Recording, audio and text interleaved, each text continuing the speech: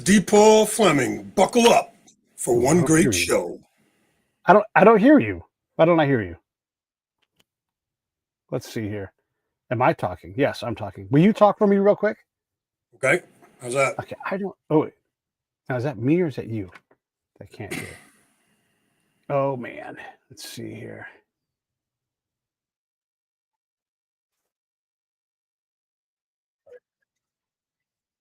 All right. We're taking those things off because for whatever reason, they're not working right. That was me, man. How are you? Thanks for coming on the show. I appreciate it. We had a little couple bugs, but whatever, man. That's the world. That's the world we live in. It's all good, right? It's all good. Yeah, we're cooking now. We're cooking. All right, so you're an author. Everybody, I'll send you links here so you guys can check out D. Paul's work here. I'm going to put this in the link so you can see that. But thanks for coming on the show. By the way, we met on Podmatch, and this is a fantastic. Anybody who wants to be a guest on something or host something, it's a great place. It's where we connected, and it's really cool. Hey, one of the things that you and I both deal with is veteran suicide as part of like what we think about, write about, that kind of thing. Every time I go into one of the unit pages from one of the many units I supported, it's just full of dudes that have died. Yeah. And as much as we've done, have we gotten better at this thing? Nope. Take a look at Operation Deep Dive. Veteran suicide is north of 50 a day. I did a presentation for American Legion down in North Carolina for the state adjutant, director of the VA, the state VA, and the headquarters for Legion. Yeah. And I was on a Legion podcast as well. And when I said, when I walked through Operation Deep Dive and, how the VA mangled its numbers and abused it and, said went from 22 to 17. And that, roughly 30% of all veterans are actually in the VA system. And, you kind of do a common sense approach like Operation Deep Dive does and they were covering 8 states at the time. I think they're up to 12 or 14 now. It makes it very easy to look at this and say 50 a day is we're north of 50 a day. Yeah. And that's direct suicide. Or does that also account for people that are like, I don't give a fuck, I'm drinking until I die? No, that's when you can honestly look and say that's pure suicide. But that's another thing with the VA. Now, I don't want to start bashing the VA, but yeah. But the VA will push to take guns away from veterans because they say 15 of the 17 veterans are killing themselves by gun, and that statistically is just not the way it works. I mean, lives I've saved, none of them have been by their attempt or their intent by gun. Everything from insulin overdose is a big one, and pure overdose. Okay, if you read DAV magazine just released the latest issue, they got a couple of pretty good articles on opioids and how 70% reduction now in opioids to veterans. Right, and again, not to kind of get too long-winded in this, but are we doing a better job? No. And let me tell you why. When Congress ordered DOD, now Department of War, to publish the number of formal complaints filed within the Department of Defense, all branches, the DOD released, it said 36,000 formal complaints were filed, ranging from just, office sexual harassment to gang rape. In those numbers from 2023, 2.5% were males filing sexual assault complaints. And every one of those complaints was hardcore, meaning male on male rape, which I did not even know existed. I'm hearing it. You're saying in the VA. Hold on. Let me finish that because this point's going to make you nauseous. So in doing my research, you remember who Jeffrey Dahmer was? Sure. Yeah. The rat bastard who ate people? Yeah. That sick son of a bitch raped his roommate in Germany multiple times. If I didn't personally sit and watch the interviews of that shipmate, if you will, telling his story long after Dahmer was dead, I would probably have a hard time buying it, right? Dahmer raped his roommate, so just the rape of men at 2.5% 5% in the DOD's report. So I associate with a lot of female veterans. And one of the first things I started talking to them about was, so what do you think? Is 36,000 a realistic number of complaints? To a woman, they've said, nope. If there's 36,000 formal complaints, there's probably north of 200,000 or 300,000 total. And I'm like, wait a minute. There's only what, 1.2 million active troops? Right. How the hell could we be talking about 100 or 200,000, legitimate acts of violence towards women? And if that's the case, which, let's assume it is, but even 36,000, how do you address the suicide pandemic when you haven't addressed the rapes and the sexual assault and the abuse inside our beloved Department of War, the DOD, Yeah. right? Yeah. Right. So we've got to get at it. Yeah. How's that for an opening line? Well, I mean, how's that for get your audience moving? Hey, I asked you if we were any better at this, and I was ready for you to say no. But I mean, there's so many. I want to say this. I have eyes that are fixed because of the VA. They rebuilt my ankle. Granted, it took years to get them to do the paperwork, and I had to be a motherfucker with them. But they sent me to a world-class doctor who did a great job and rebuilt my leg. Like, so there's so many things that we get better now. But like, I haven't had a massage for my back, and this sounds exotic, but medical massage helps me. Yeah.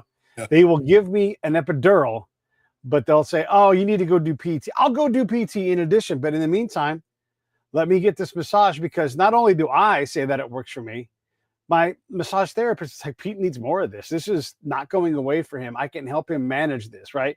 And we all agree, but then the VA is always back and forth. And so that fight, DePaul, I'm sick of it.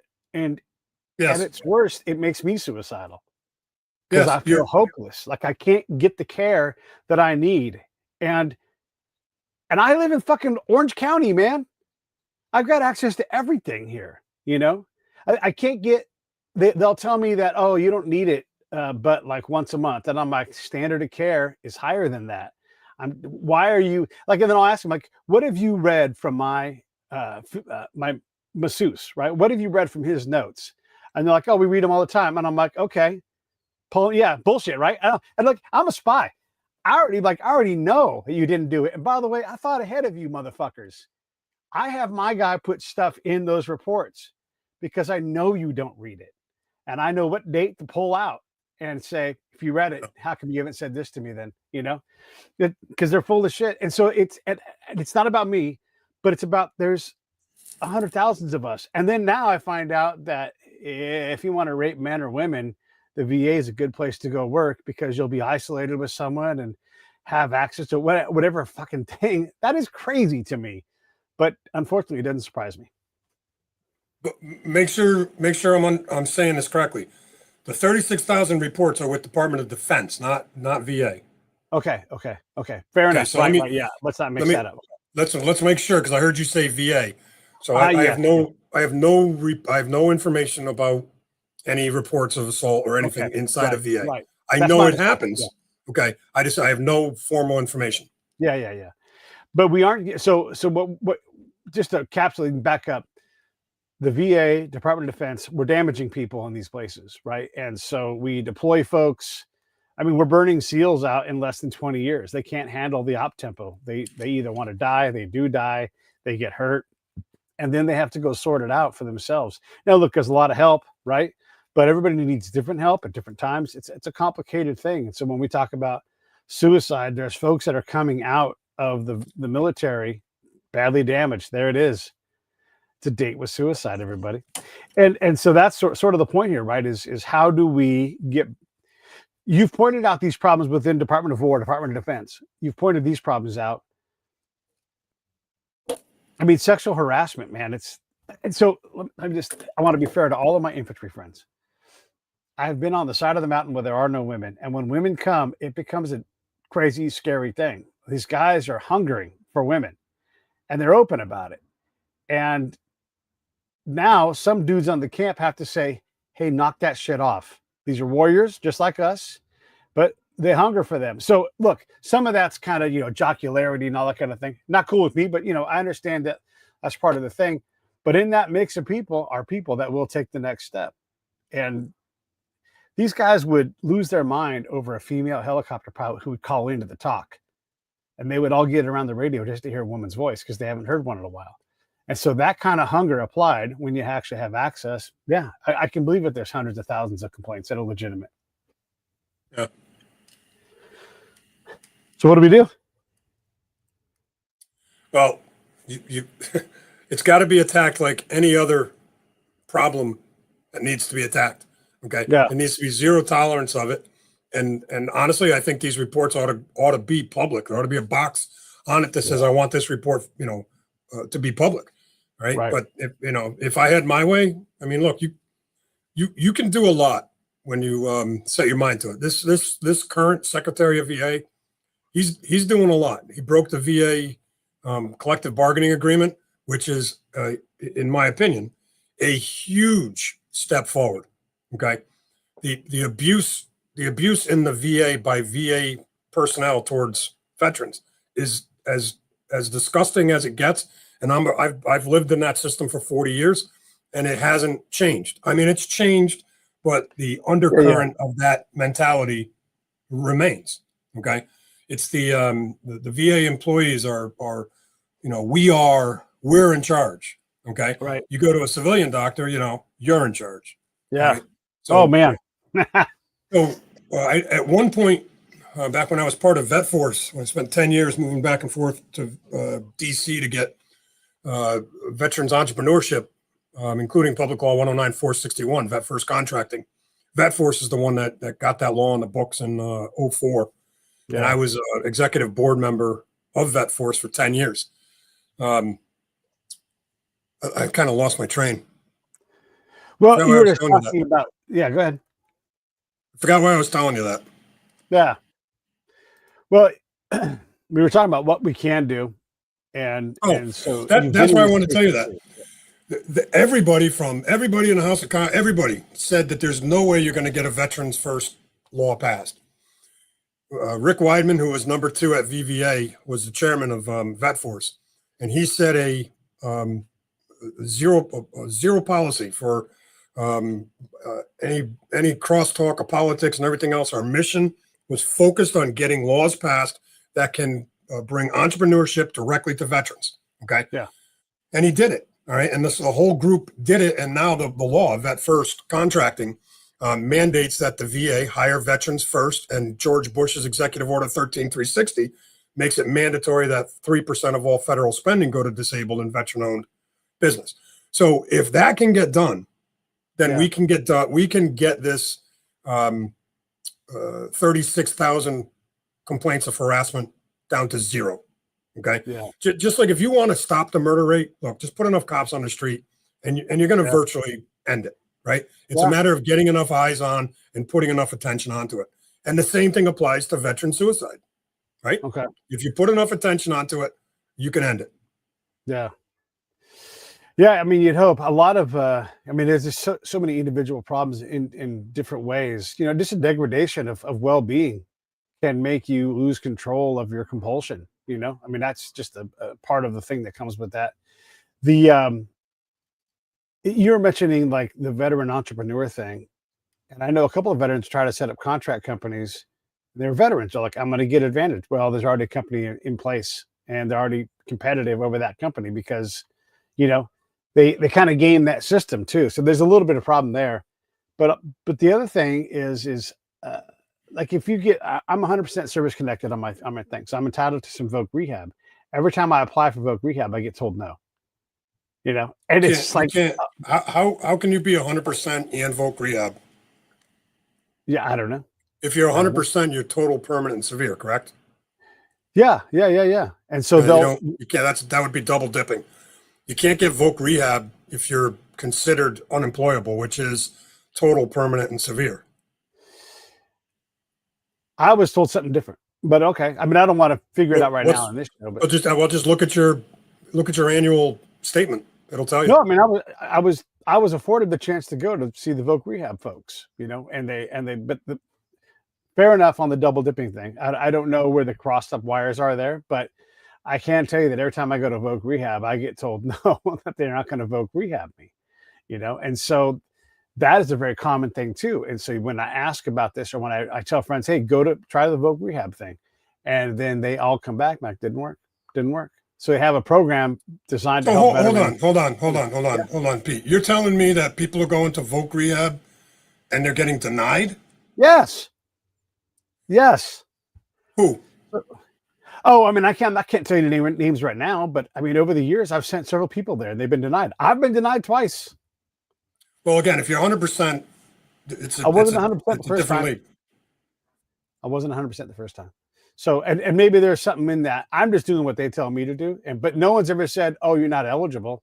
They've just said, no, we refuse your package. Well, that's because very few people inside the VA understand how the system works. I Right? apparently don't. Well, I do. Yeah. I know the system inside and out and sideways. At one point, Yeah. I had the cell phone to Secretary McDonald because of the number of veterans. Not only I was helping, but lives I was saving. Okay, Yeah. and unfortunately, now I'm back to reaching out directly to the Secretary of VA's office. I haven't met the current Secretary of VA, but again, when I was part of Vet Force, I had access to a lot of the senior leadership. Right. You know, and I still know some of the folks, not many of them. Right. But anyway, God, kind of No. keep forgetting where I'm going with these things. It's getting late in the day. It's if you want to feel dumb and incompetent, go swim in the VA waters. It's a really tough ocean to swim around in, and like you're telling me that there's a conflict of interest between my service connection and my ability to get voc rehab. So, and I believe Yeah, you, right? very few guys are going to get 100% and voc rehab. I'm not saying it can't happen. Yeah. But Yeah. typically, when you get to 100%, when you get to 70% PTSD, you are Yeah. considered unemployable. Period. Right. There, Yeah. to my knowledge, there is no such thing as 100% PTSD rating. If you're over 70, you're in lockup. Yeah. Okay, Yeah. you're in Coatesville, sitting in one of those old brick buildings, or you know, Coatesville's a huge old facility in Pennsylvania. We should take a minute and discuss these service ratings. So we're throwing around some pretty heavy VA terms. Everybody, when you're service connected, and I'm specifically not saying disabled at a level, it's the amount of disability that the military is claiming that they own, right? So if you fall off a bridge while you're trying to wire it up and put lights on or something like that, and you're in the military, they're going to own some portion of your disability. My buddy Josh Montz was shot and killed in Solder City, right? They brought him back 15 minutes later. When he first got out, check this out, default. They're like, yeah, you're 40% service connected. And I'm like, motherfucker, you were dead for 15 minutes. Like, go ask again, make them say something, because we have no idea what's going to happen to this guy. The mental problems, everything else. And look, he's a dark guy, but he's in relatively good shape, but he was dead for 15 minutes. And they come back with this small number, and it's like, how do you even know? How do you even know? He was shot and killed. You know who Tammy Duckworth is? Yeah, yeah. Okay, she's got no legs, right? Right. What's her rating? I don't know, 10% or something like that. 40. Yeah. 40. Yeah. That's crazy. Okay. Now I know that because my uncle, who was the vice chair of Vet Force, he did 2 tours in Vietnam as a Navy SEAL, one of the first Navy SEAls. Okay. Oof. He's got a lot of clout, right? I don't, but he does. And he said, you want to meet, Senator Duckworth? And I said, I'm good. But he said, we were talking ratings, and her name came up as a 40% rated vet. So I've always said that the system for rating disabilities was generated by 3 janitors in a closet while they were sniffing paint fumes. Because it's insane. Now, hear me out on this. If you've never heard of Colonel Tully, he is was either the highest decorated Marine in Marine Corps history, somewhere in there. Anyway, about 20 years ago, my uncle dragged me down to DC to be part of this Vet Force, and I said, I'm not doing this. I'm not doing this. So I made a bet with him, and at that time I didn't know my uncle had a contract with NSA, and he was a spook. Didn't know these things. All right. Well, he set me up with Colonel Tully to explain to me the approach for helping veterans understand the VA system. And he's the guy that taught me to pass on to everybody that when you're going through your rating process, force the VA to rate every single injury you have individually. What the VA will do collectively is lump it all together. Okay. Yeah. Now, again, if you're using service organizations, like I always recommend DAV. I've had great success with them.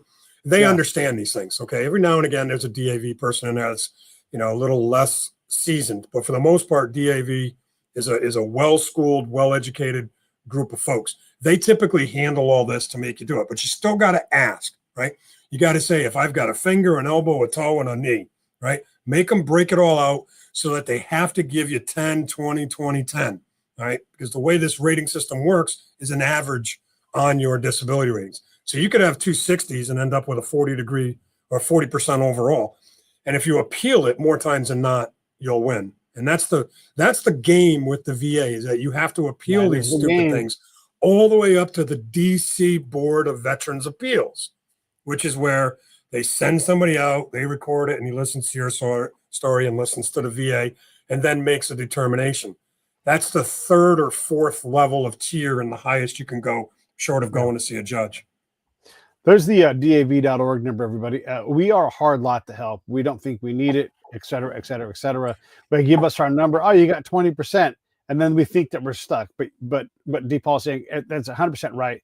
You've got to go back. You get to go back. So you let them know, hey, I'm coming back, and you're going to have to tell me the same answer again. And you have to play this ridiculous game. But, when you get 50, 60, you're like, I did fall off that bridge that one time. That shit hurts, and my body doesn't work right anymore. And if you don't log these things, and so they might tell you that you don't have a problem with your ears, but guess what? We all have problems with our ears, helicopters, booms, all that shit. So get your veterans to go to DAV.org or the local VFW or wherever's close and get started. There's VSOs, they'll direct them. All these letters, it's all veteran. Just put Veteran Service Officer or something like that, and you'll be able to find help. Don't let your mom, your dad, who are like, I'm fine, get them in there, because there's a lot of help for those guys. Even if it's frustrating, there is help available. So it's my little service announcement. But so I guess back to the disabled thing, it's not how disabled you are, it's the amount that the military is owning of your disability. So yeah, if you lose a leg, that's got to have an automatic number with it. But what else did Senator Duckworth lose? Did she lose vision? Did she lose hearing? Did she lose mobility in her neck? All these things, right? All go into that equation. Well, you would think if you lose 2 legs, you'd be 100% disabled, right? Good enough, right? Yeah. She's 40. We own all blood clots. I mean, like, we can just start doing these problems, right? That are going to plague her. And by the way, and I'm positive you know this, the rate of suicide and death with the amputees is significantly higher, because it's hard to find the right place to go to get the right care at the right time. And you just get sick of it. I know a dude that has missing part of his leg, and he's like, I give up all the time. And he's like, and I do this too. He's like, we both say the same thing. I break up with the VA every now and then I come back and I get back into investing, but it's exhausting. And if you're trying to get a care for a life-threatening thing, a missing leg, then it gets exhausting. And by the way, what if your care is 8 hours away? They'll pay you the miles, but it's just so tough. Well, back in 17, 18, when they got the choice passed, what most veterans don't know, especially now. So let me just say that's kind of where it started. And now with Secretary Collins, he has revised certain rules. Okay, one of the recent ones was the 2-doctor sign off. If you call your primary at VA, they've got to go to another doctor before they'll send you to an outside referral. So the Secretary of VA said, look, that's bullshit. Clear it out. Only need the one. Right. What most people don't understand is that all you have to do as a veteran is demand to see private care. And don't listen to any of the other bullshit that they say, well, you got to come in, you got to this. No, you don't. If you want private care, then you simply pick up the phone, call, say, the chief of staff's office at your state VA, okay, and get yourself a service officer, not DAV type service officer, a patient advocate is what the VA calls it, okay, and tell the patient advocate, I want outside care, including primary, okay, primary care. And the VA has to allow you to go to private primary, inclusive and anything else. For guys like us that are 100% dental and all that is covered. But I went to the VA dentist once. I will never, ever go again. Never. I'll never do it. Okay. I won't go to the VA for shots. I won't go to the VA, period. That's how much, that's how broken I am with the VA. Okay. So what I'm telling you is that you can, by right, go and have private primary care, and the VA has to pay for it. This is everybody like this is even news to me because I understand how to be a son of a bitch about this stuff, but you're telling me I need to be a bigger son of a bitch about it because I should be able to. I say massage. If I can get massage and if I can get a couple other things stacked on top of it, my back becomes manageable, right? But because they won't reliably let me see the doctors or the help often enough, man, I get hopeless about it, right? And I've got to go raise such a fucking ruckus to get what I'm supposed to already have. And I love when these and there's a lot of great people at the VA, but I love when they say, well, if you got that, how would we afford that to everybody else? And I'm like, that's not my fucking problem. Hold on. Yeah. Did you say there's a lot of great people at the VA? I've met a lot of great people. I really have. Yeah, it hasn't been my experience, and I've been in it for 40 years. I know some. I know a handful, but I don't know a lot. I definitely have had people say. Let me ask you this. How many veterans do you think go to the VA? Oh, I don't know. Here in Orange County, a lot. Well, how many veterans are there in the country? Millions. 20 million? Maybe 20 million. Yeah. Okay. Like that. Well, the VA's own statistics say they know about roughly 30 to 35% of all veterans. Jeez, that's crazy. Okay. Well, why? Yeah. Post 1986, and I'm saying post 1986, when somebody joins the military, they have 2 years access to the VA. That's it. Pre 1986, back when I went in, you had access to the VA for life. So now you only have 2 years post EAOS, right? You post your formal discharge, right? 2 years. So who are these people? Right? So what number of veterans do we have? If there's 20 million veterans in the country and the VA sees what, a third of them? What's that? 6 million? Something like that. Okay, well, let me ask you this. How many employees are there at the VA? Oh, there's a lot. They got a fuckload. How many? A lot of people there. I have no idea, but it's a lot. 480,000 people. Is that right? 500,000? 480,000 people. Yeah. Think about this for a moment. There's 480,000 people servicing 6 million veterans. And the majority of that 6 million don't go to VA. It's roughly half, about 3 million. Yeah. So you got 480,000 people, the largest organization short of the military in the world, right? That's a ratio of what? Do the math. What is that? Every VA employee is like 6 to 1. Yeah. And you can't get an appointment. You can't get somebody to answer the phone. Listen, I called the direct number to Washington, D.C., and they could not connect me to the secretary of the VA's office. And I recorded the conversation. Yeah. Speaking of which, you want to have fun? Record every single conversation you ever have with the VA. I wouldn't go anywhere near the VA without a recording device. Period. Yeah. Full stop. Don't do it. They lie.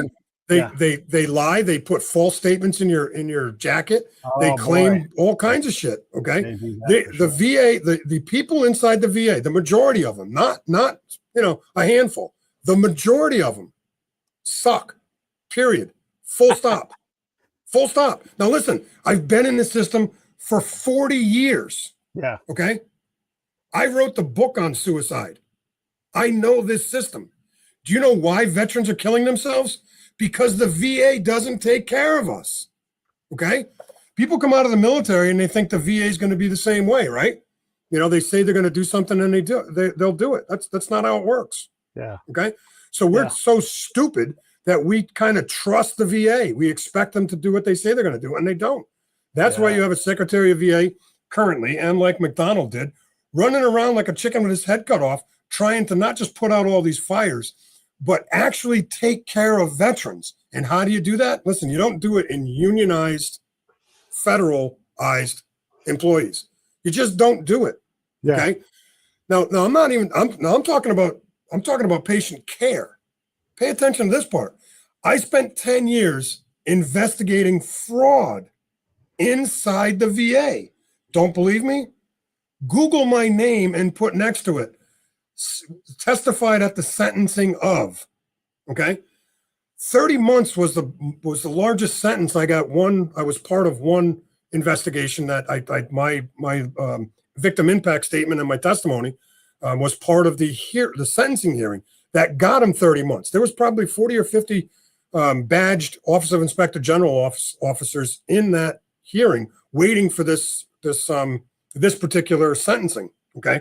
I mean, I have been so ass deep in battling for veterans in so many different directions. I've had my life threatened. I've had my disability questioned, and I was called a fraud by the highest level of people. Okay. Yeah. I'm not sure any of you will know what the Ostabu is, but I actually had the Ostabu poking me in the chest in the halls of Congress the day Vet Force was there, which was the same day that Kingdomware versus the VA won in a landslide 8-0 ruling by the United States Supreme Court. Now, why do I put that out there? Because if the VA actually loved its veterans, it wouldn't have sued to remove Public Law 109-461. What's Public Law 109-461? Well, that's the law that Vet Force got put on the books. That's called the Vet First Contracting Act. It mandates by Congress that the Veterans Administration shall, remember that word, shall hire disabled veterans and veteran-owned businesses first. Full stop. The VA went and sued so they could get out of that law. Kingdomware is the case that was the name of the suit. Supreme Court 8-0, okay, overturning the appellate court and the lower court and the VA. Now, do you think the VA just rolled over and said, "Oh, you know what? Supreme Court ruled"? No, they didn't. Yeah. They're an absolute nightmare. Do you know why? Because the VA is one of the most corrupt entities on the planet. Don't believe me? Ask a secretary in any VA office how much their bonus is and where that money comes from. There is so much super constitutional money getting funneled out of contracts and into the pockets in illegal deals within the contracting department alone. Okay? Rick O'Keefe just released an undercover piece where he caught a Native American company doing $100 million with the IRS. $100 million. Yeah. Shit. We exposed a $300 million fake veteran stealing $300 million in IRS contracts back in, I think, 08 or 010. Wow. You know, again, I'm sorry for jumping up on this pedestal, but you kind of pissed me off a little bit there. Or I should say you got my juices flowing and it pissed me off. Well, listen, I mean, I love it because this is the challenge. I mean, someone. Oh my God, I wrote the book on a date with suicide. You wonder why? When the VA is PTSD. Don't let anybody tell you differently. When the VA is PTSD. You don't know the veteran stuff. I want folks to hear this. They understand, that there is help and that there is a problem. And then when they're trying to take care of their veteran, their Vietnam veteran dad, who's a stubborn son of a bitch, get them back in there. Go to these VSOs we're talking about. Look, if anybody wants to get directed towards help, just send me an email, pete@breakitdownshow.com, and I'll point you towards resources that I think are pretty good, or I'll find you resources that are pretty good. Because as much as we're hollering about the VA, that is the place to go to get this stuff. They're entitled to it, and you can't compel that system to behave. But it is frustrating, though. It is. There are times when they get it right, and there are times when they get it wrong for no reason at all. I'm going to jump in there, Pete. I'm going to tell you. Listen, I hear what you're saying, but I don't tell anybody to go to the VA. Okay, go to the VA for your disability rating, and that's it. I wouldn't. Don't ever go to a patient. Don't ever be a patient in the VA without a living person with you to testify. Okay. Yeah. The VA will kill you, especially if you open your mouth and complain. Yeah. Yeah. I mean, you definitely have to complain when you're there. And I guess what I'm saying is hold on, Pete. Yeah. 50 plus veterans a day are committing suicide. Okay. Yeah. Now, if that was the case with any other entity on this planet, the federal government would come in and shut it down. Tell me I'm wrong. No, yeah. Tell me I'm wrong. I'm not going to tell you you're wrong. Okay. It's fucked up. Yeah. Okay. If you lose too many infantrymen in one battle, the whole system loses its marble, right? Yeah. If a colonel gets killed, there's 60 people going out there investigating this crap, right? Yeah. 50 veterans a day are taking their lives. And where is the screaming match? Okay, what's the number? 22? I don't know. Well, there's only 16 people got shot in Chicago this weekend. Well, what's the magic number? Is it 50? Is it 500? Is it 2,000 veterans a day committing suicide? That's when the mechanism kicks in and all hell breaks loose. What's the number? You got to think about this for a minute. I wrote an article about a busload of veterans, and it leads off this book. Okay, a published article explaining how we keep getting on that bus because we're patriotic, and so do our kids, and so on and so on. But nobody's driving the bus. Okay, I mean it's a hell of an article to read. It really opens a lot of people's eyes. I mean, I've had hundreds of thousands of hits on it, or views on it on social media, right? But at the end of the day, when you have 480,000 people working at the VA and 50 veterans a day are committing suicide, how many VA employees are committing suicide? Oh, I don't know. That's a good question. How many? Do you know? VA won't tell you. The VA won't tell you, right? Yeah. Well, it's privacy because it's a hospital and their employees. Oh, really? Let me back up. I'm going to back up because I know, like, you're fired up and you get me fired up, and I want to make sure we don't lose things. If you've got a Vietnam era dad, he's getting older, needs help, has been stubborn, shouldn't they go to VA to get some of their benefits? Listen, I'm not going to tell anybody not to go to VA, but here's what I'm going to tell you. You have the choice program. So if I were you, I would take your dad to private care and demand the VA pay for it. Listen, you don't have to fight with me or to get me to teach you how to do it. Just call the Secretary of VA's office. Okay? Secretary of VA stands there and tells us, listen, if you've had enough of the VA, I'm getting you private care. Great. Want private care. Full stop. If I had my way, the VA would be cut down to, its specialty branches. And primary care ain't it. Okay? It's not it. All right? Yeah. Period. Let them do amputees. Let them do research. Let them do, okay?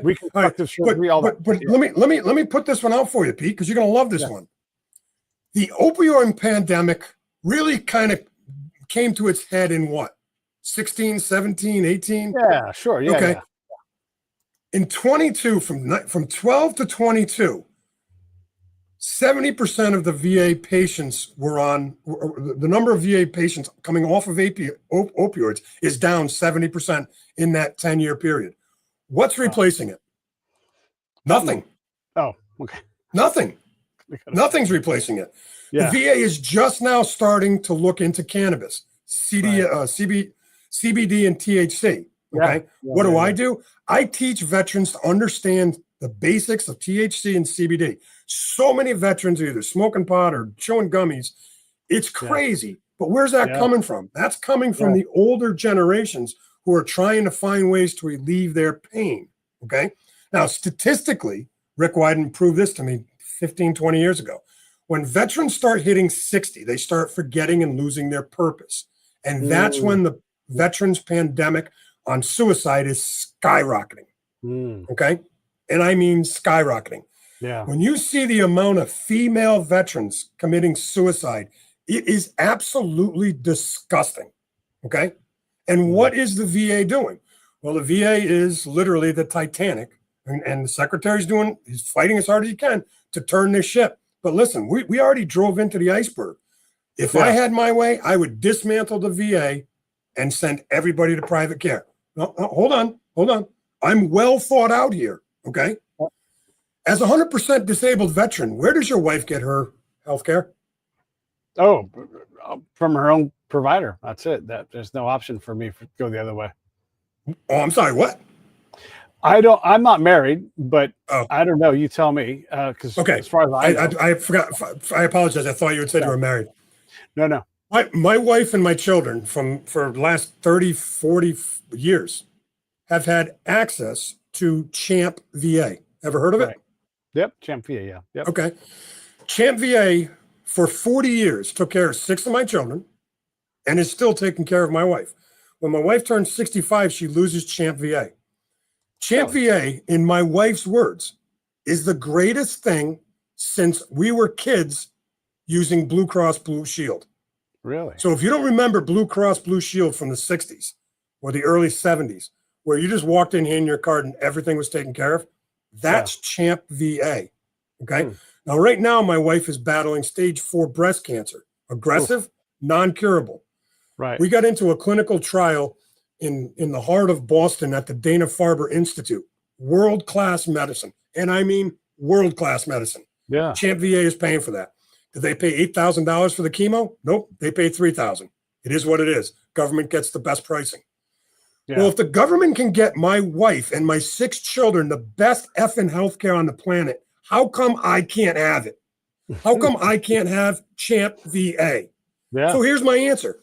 Shut down the VA and give every veteran Champ VA. It's already there.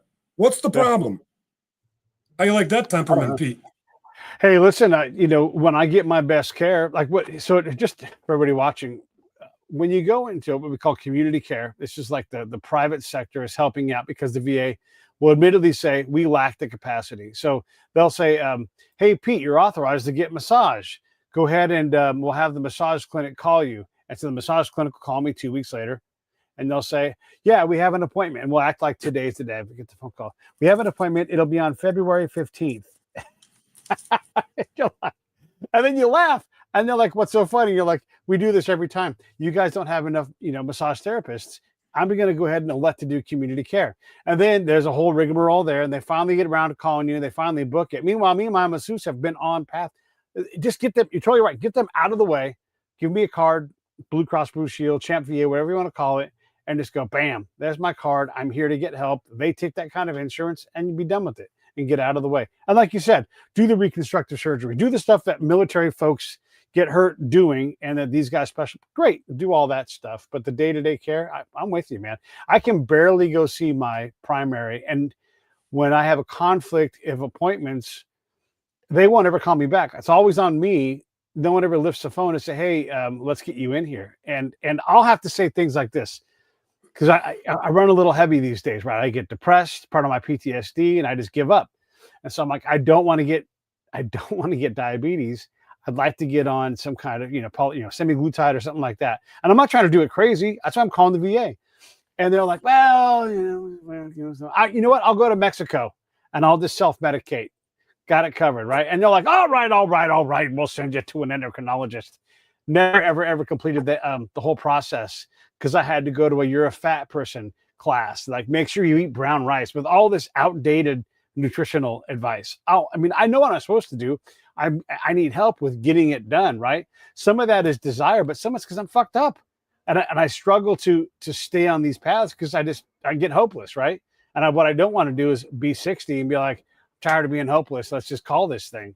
I'm trying desperately to stay alive, to not get diabetes, to be healthier. But I need help. And you're right. It's not readily available to VA. They do not have the intent. And that's the problem. Again, I'm watching Secretary Collins very closely.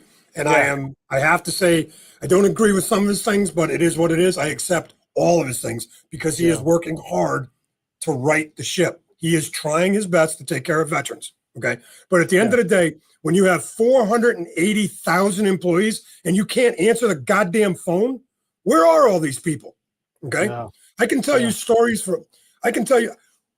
we had a $1 million contract where the environmental lady was working in the cafeteria cleaning tables the day before. The next day, she's the contracting officer's technical representative. My hand to God, I kid you not, that's just one story.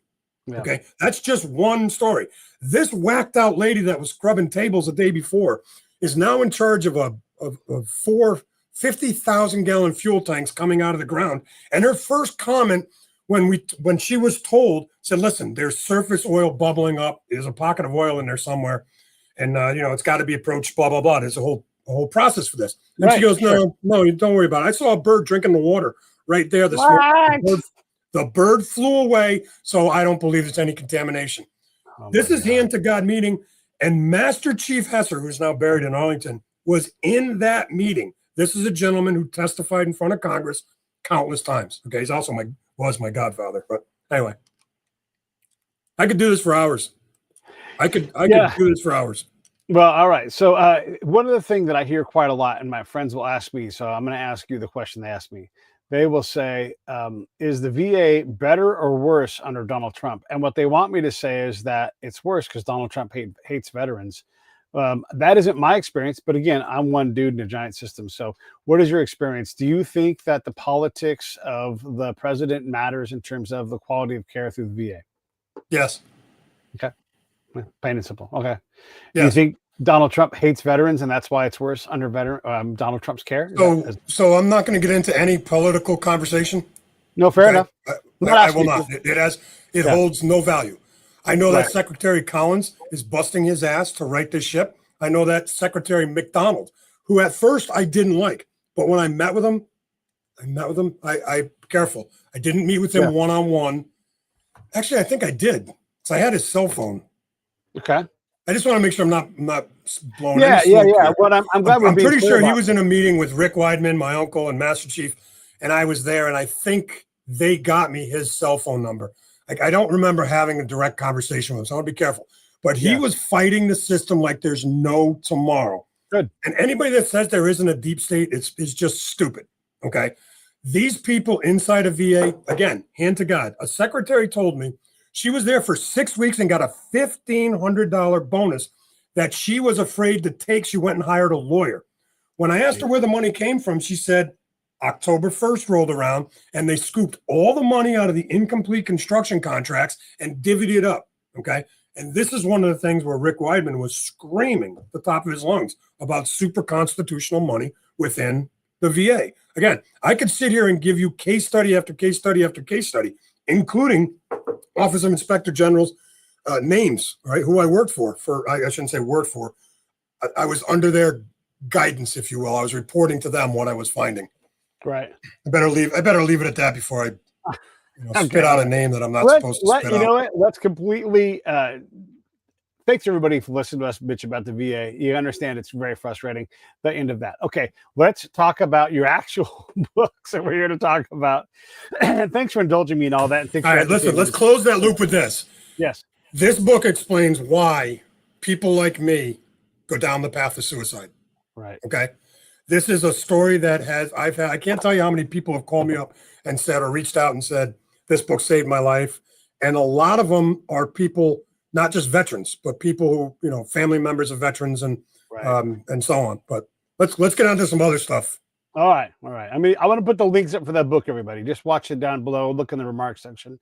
You'll see all that stuff. Let's move on to the next thing. So let's talk about your actual book, your actual Windham Inn book and the mystery thing. So let's talk about that. Mysteries at the Windham Inn, baby. Spooky. Spooky. Yeah. All right. So you wrote a book about pain and death and all that stuff. And so you came back and you went spooky on us. Yeah. Right. This is a great story. If you like anything to do with the paranormal and ghosts and haunted houses and history and dark and battle of good and evil, it's got everything in there. It's a great story, and it's a true story. It started almost 300 years ago when this young girl was hanged, not once, but twice. Whoa. And the second time she was hanged, her father was within musket shot with a governor's pardon in his pocket when the noose stops twitching. Okay. So he and his daughter, again, from two different locations, cursed not just the village, but those who persecuted him. Okay. And this woman has been seen for almost 300 years walking the farms, peeking in the windows, and standing on the side of the highway, right? Trying to get her story told. That's great. By the way, I put the link up for your book, and because it has the word suicide in it, and fucking YouTube has robots that are dumb, the link didn't go everywhere. So I'm going to put the link up without any words, lest anybody have their feelings hurt. And because, I'm told all the time suicide's not the problem, the word, but then, the YouTube thing will block it. So let me put this up one more time.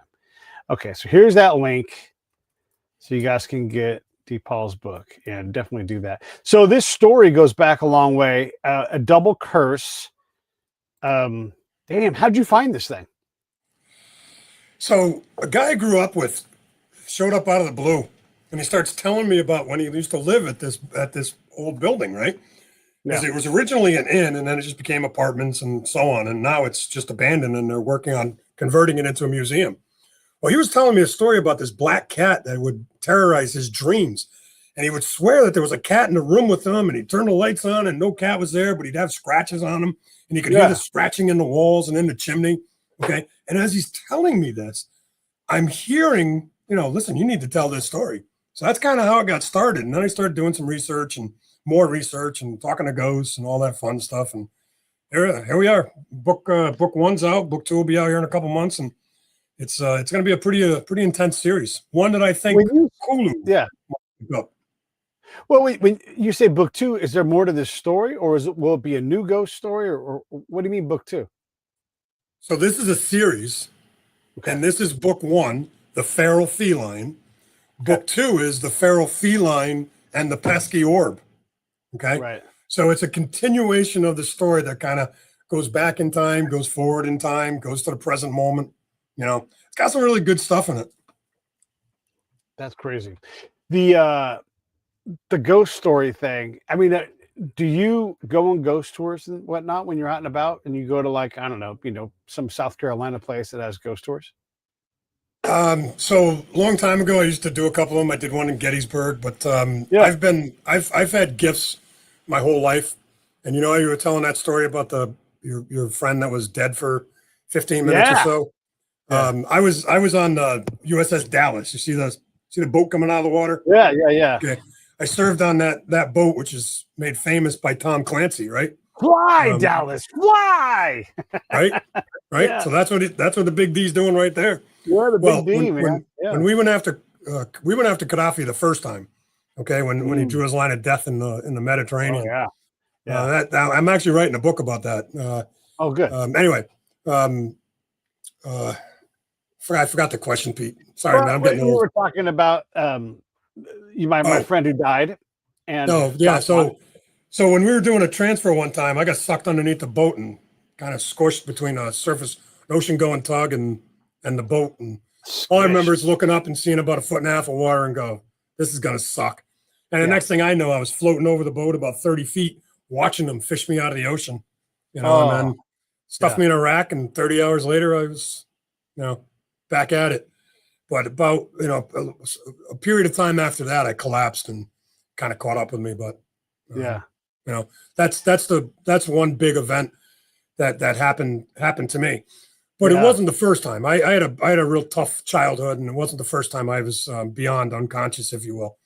Right. So I've always had the gift of being able to see spirits and talk to ghosts and see things that others can't, and so on. So I earned the title of a seasoned holy man, given to me by a Navajo medicine woman friend of mine, Granddaughter Crow, aka Dr. Joy Gray. So a lot of that plays into the book, because I don't just help veterans, but I do a lot of things that I guarantee you the VA won't pay for, because I remove darkness from them and darkness from their properties and so on. Just a quick short story.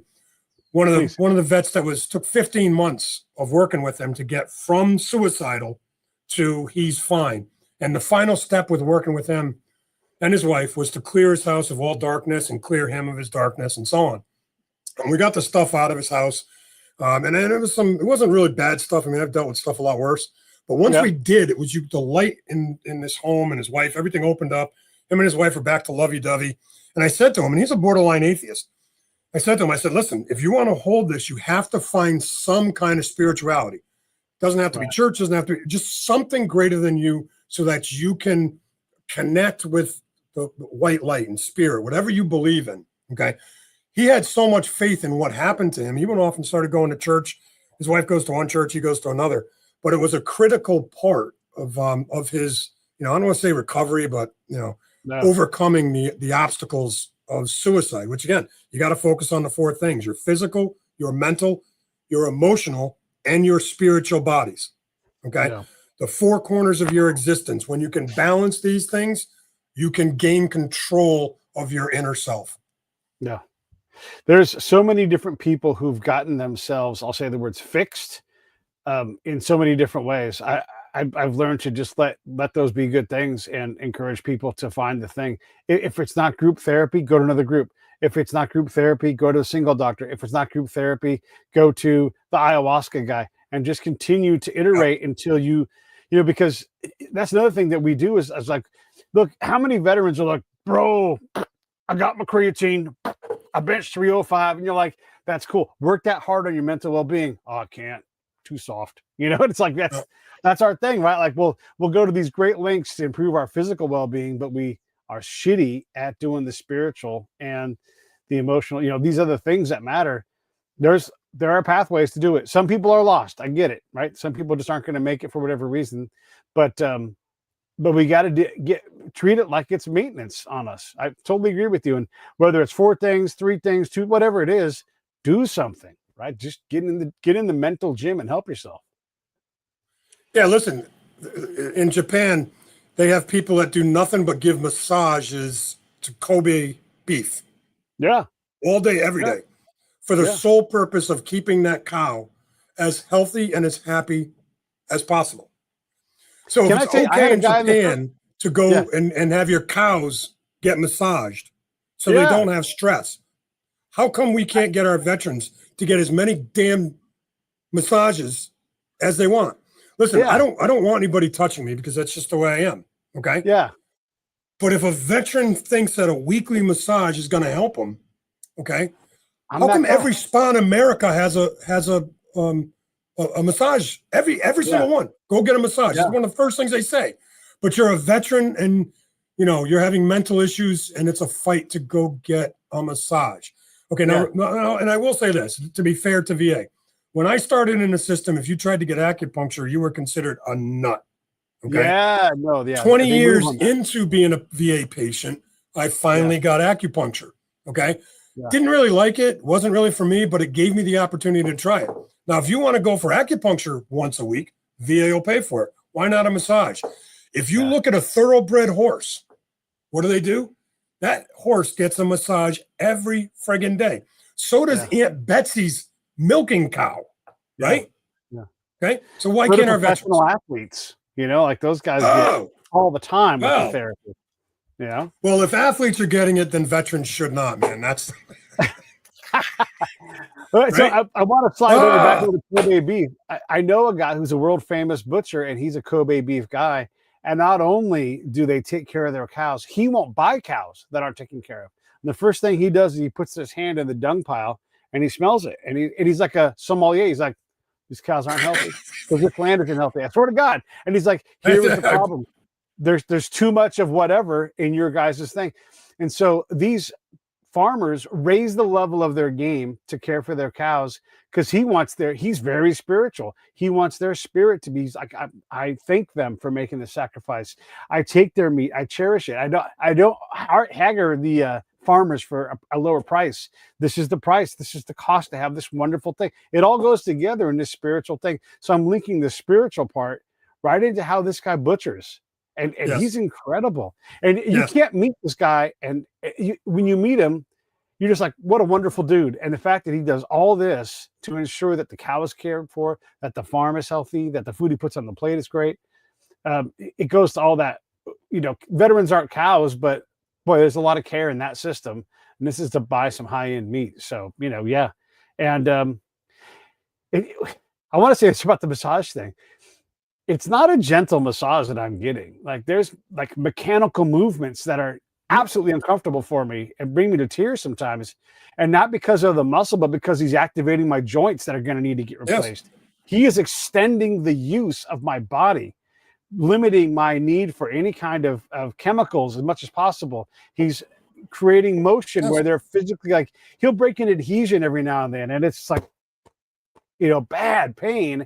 But then that adhesion is broken and there will be increased motion. And I'm losing motion, not gaining it. But if he's there, I'm at least maintaining. So I'm like, when we say massaged, don't picture, hot stone massage with the, Kalamuka honey, No, it's just like intense work to try to figure out how to get me in a spot where I can then maybe add in some calisthenics or add in some exercise, because it's hard to do enough work to get my body healthy enough. So it's a system.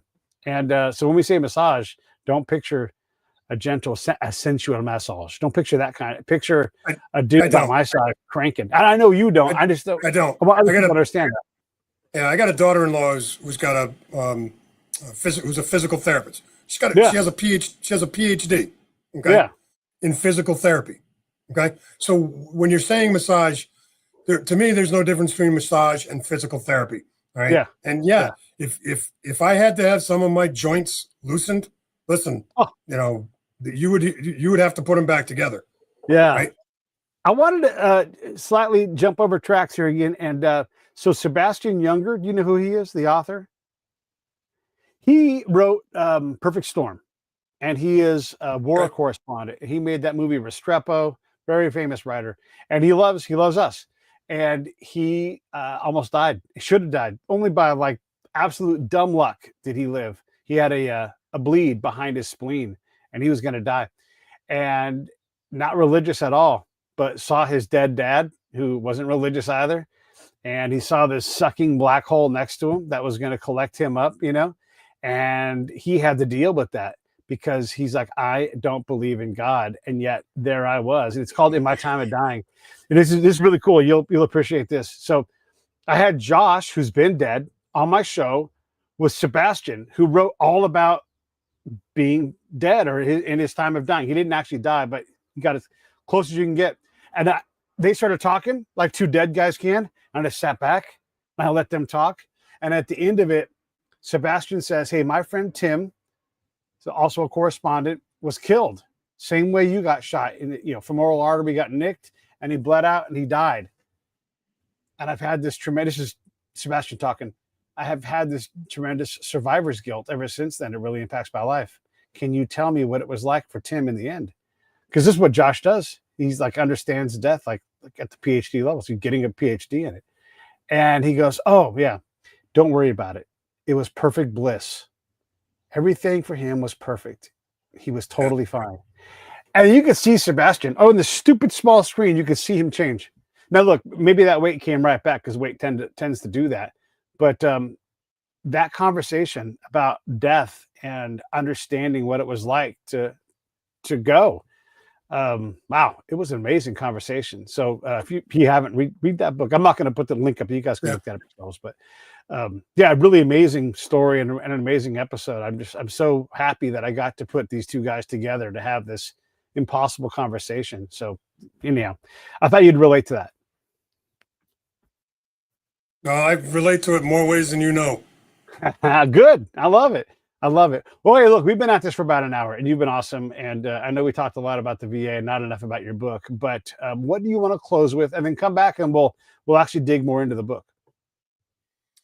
I got a feeling that there's some people either listening or going to listen to this, and it's going to help them, because I don't remember. I don't think it's been but a few years since I went off on a VA tangent like that. I just don't like to. I retired fully in 2018, right? And I don't. I'm finding peace. And finding peace doesn't involve me getting on these tirades over the VA. So you really wound me up. So I have to believe that that's all good. So I have to believe that it was intentional, that some people needed to hear what I had to say. So if you ever need someone to tell your story to, because that's key to all of the books that I write. I wrote a book called 2,442 Steps to Crazy. This is book one. Right. Book two comes out here in the early spring. It's about childhood.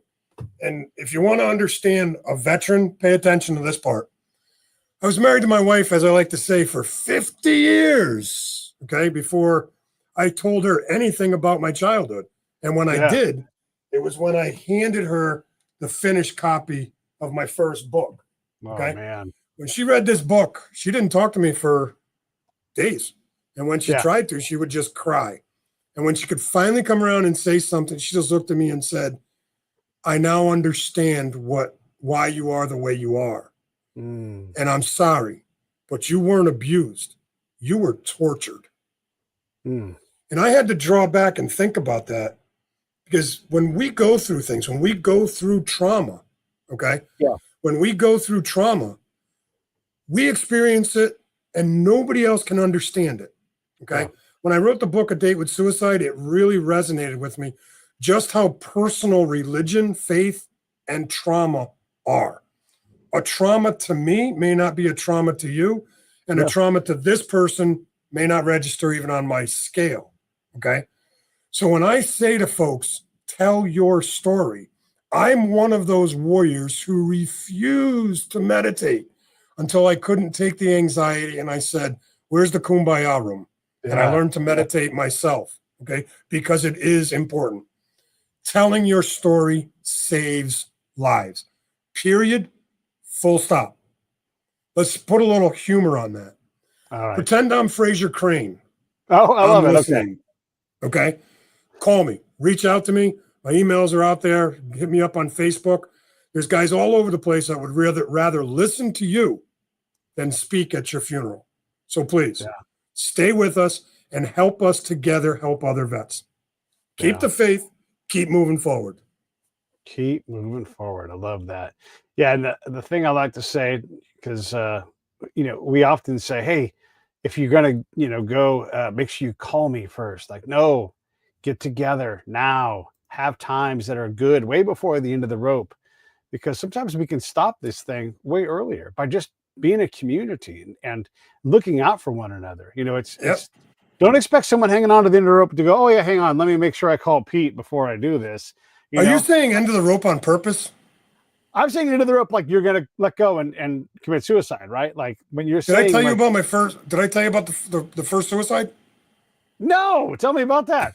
The reason I wrote this book is because a shipmate killed himself 40 years ago. Okay. Oh my I was God. out of the Navy for about 3 years, maybe I was somewhere in there. And shipmate called me up. I'm starting a family. I got a wife and these things are kind of moving along.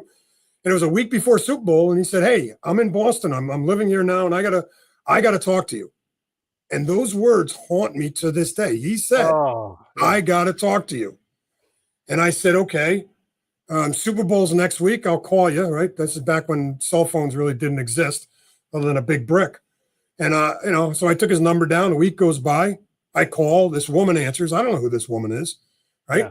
And she's giving me the third degree. And I'm like, listen, lady, put fucking Randy on the phone or, And she goes, you don't know, do you? So I don't know what. She goes, so you're the guy. You're the guy from that damn boat. He's the one. You're the one he called. After he got off the phone with you, he went out to the garage and hung himself. Don't ever effing call her again. Click. That was my introduction to veterans suicide. The pain and guilt I felt from that is a part of the reason I never finished what I started. Okay. Yeah. My toes were right at the cliff, but I never leaned far enough. Close, but not. And that the pain from his memory, I couldn't do that to my wife or others. Okay. Yeah. So when you're saying hang on to that rope, we're not talking about the rope with a noose. We're talking about the one with a kitten on the end of it and its claws hanging on to it. Listen, we'll come grab the kitten that you are and let's get you back in the direction you're going. And I've helped a lot of people, and I mean a lot of people. Okay.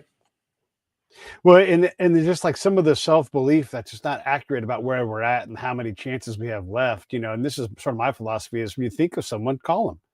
Call them. Hey, get together. If you're in their part of town, drive 20 extra minutes, spend an hour with them. That's going to pay off more dividends, more reliably than trying to save someone who is that kitten hanging on for dear life and really is a lot harder to save than just being available to people, because there's a lot of healing that can happen and you can get way in front of these problems. Still may lose people. That's the risk, but you can get in front of folks and direct them towards resources. I mean, you just heard all kinds of things that Dee Paul talked about in terms of wellness and mental health and meditation. All that stuff's available. And if that person's willing to go on that journey with you, maybe you can help save them. But if you wait to the end and hey, make sure they didn't call me. No, go out and see them ahead of time. And not because let me jump on that, Pete. Let me jump on it. It's important. Yeah. You don't have to go to the VA or anywhere else to start working on your mental health. Here's how I did it. I couldn't take the anxiety anymore, and I wasn't taking any more drugs. I was sick of it. Okay. Yeah. And I said, all right, what's left? And it kept coming back in my head. Meditate, meditate, meditate, meditate. And I'm like, I'm not a kumbaya guy. I'm a warrior. Right? And I said, fine, let me do this. And this is all I did. I said, all right, what am I supposed to do now? Breathe in through my nose and out through my mouth and concentrate on that. Hand to God. I sat there for 5 minutes just focusing on breathing in through my nose and out through my mouth. And after 5 minutes, I'm like, well, this is boring. Okay. And for the love of God, my anxiety was gone. Not gone. 1, 2, 3 seconds, it was gone. 4, 5 seconds, it came back and hit me right in the gut again. But it was gone for 3 seconds. Right. That changed my life. Okay. And that's really when I went down the spiritual path and my Native Americanism and all that. But that simple act of just focusing on my breath in my nose, out my mouth, changed my life. You don't have to go to a kumbaya, but if you want to, knock yourself out. And that's all I do. I sit quietly, focusing on me, breathing in through my nose and out through my mouth, my way. I love it. I love it. Anything else in closing again before we wrap this up? No, but you better shut off my computer before I freaking ramble until 2 a.m. All right, everybody. Hey, Pete, it was great talking with you. This is a great show, man. You did a great job. Thank you for having me on. Yeah, no, I'll come back and say goodbye to you. Everybody else, here's my call to action I'm supposed to do. Like, you guys don't know. Subscribe. Most of you don't. Subscribe. I don't know. Do it. Why not? What the hell's going to happen if you do? All right, I'll see you on a little bit. I'll come right back and say goodbye to you, D. Paul. Bye-bye, everybody. See you tomorrow.